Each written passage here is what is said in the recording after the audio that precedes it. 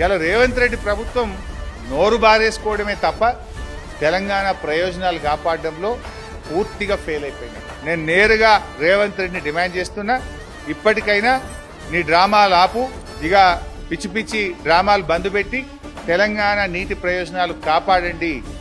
మీరు మీ చేసే పోరాటంలో మేము కలిసి వస్తాం. అసెంబ్లీలో చిల్లర ప్రసంగాలు కాదు.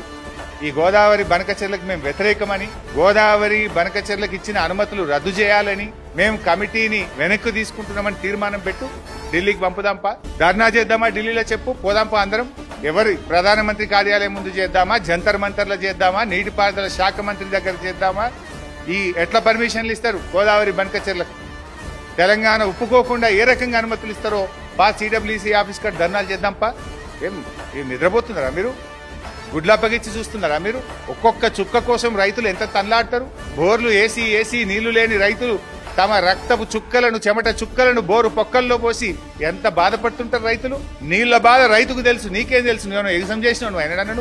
జూబ్లీ హిల్స్ ప్యాలెస్ లో కూర్చొని ఇలా ఆంధ్రాకు బాబు గారికి దాసోహం అవడం కాదు, నిజాయితీగా తెలంగాణ కోసం పనిచేయి. నువ్వు ఏ పోరాటం చేసినా బీఆర్ఎస్ మీతో కలిసి వస్తుందని తెలియజేస్తావు.